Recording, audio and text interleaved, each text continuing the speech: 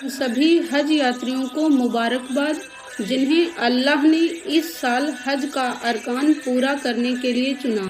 हज यात्रियों को हज यात्रा आरंभ करने से पहले हज की तैयारियां कर लेनी चाहिए। अपने स्वास्थ्य का ध्यान रखें, पैदल चलने की आदत डालें क्योंकि मसायर क्षेत्र में पैदल चलना पड़ता है। मास्क और सैनिटाइजर का प्रयोग करें। अपने सामान पर पूरा पता तथा कवर नंबर अवश्य लिखें।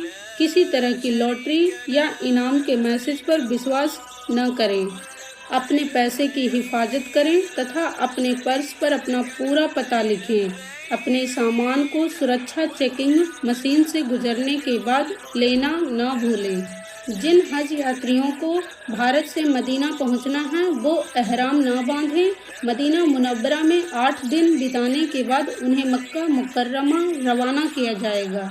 चूँकि मदीना मुनव्वरा में मौलिम सिस्टम नहीं है, इसलिए हज यात्रियों को एयरपोर्ट की औपचारिकताएं पूरी करने के बाद उनके निवास में भेज दिया जाता है और उनका पासपोर्ट भारतीय हज कार्यालय को दे दिया जाता है। ध्यान रखें, मदीना मुनव्वरा में निवास में खाना पकाना मना है, अतः उससे बचें। जिन हज यात्रियों को भारत से जद्दा पहुंचना है वो एहराम की पाबंदी करें।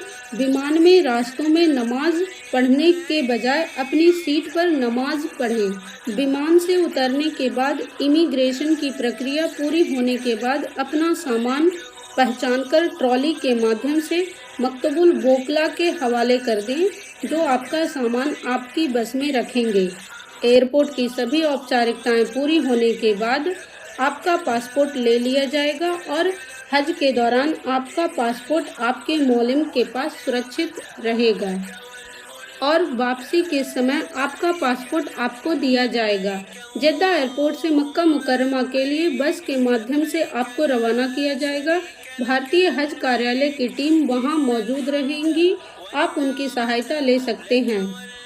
चूँकि मक्का मुकर्रमा में हज यात्री मौलिमों के तहत रहते हैं, इसलिए मौलिम की तरफ से हर हज यात्री को पीले रंग का एक ब्रेसलेट दिया जाएगा और कुछ दिन बाद एक पहचान पत्र दिया जाएगा जिसमें आपकी विभिन्न जानकारी रहेगी। मौलिम कार्ड, पीला ब्रेसलेट और हज कमेटी द्वारा दिया गया लोहे का कड़ा हर समय अपने साथ रखें क्योंकि लाखों हज यात्रियों की भीड़ में यही चीज़ें आपकी पहचान होंगी। सभी हज यात्रियों को 20 से 25 दिन तक मक्का मुकर्रमा में रहना होगा, इसलिए इस दौरान कुछ बातों का ध्यान रखना होगा। अपने निवास में पहुंचते ही अपने सामान की पहचान कर लें।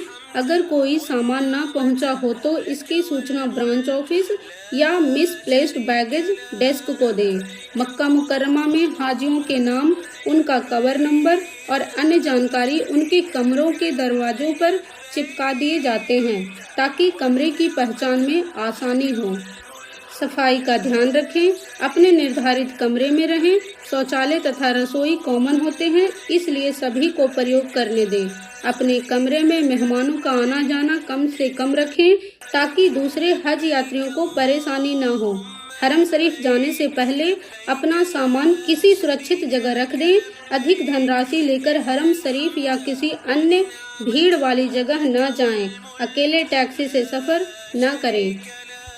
महिलाओं को टैक्सी में बाद में सवार करें तथा पहले उतारें। उम्रा के लिए जाते समय अपनी इमारत और मोहल्ले का नाम याद रखें। जमीन पर पड़ी किसी भी चीज़ को न उठाएं, भले ही आपका इरादा सही ही क्यों न हो, वरना चोरी के आरोप में गिरफ्तार कर लिए जाएंगे और आपका खुद को निर्दोष साबित करना मुश्किल हो जाएगा।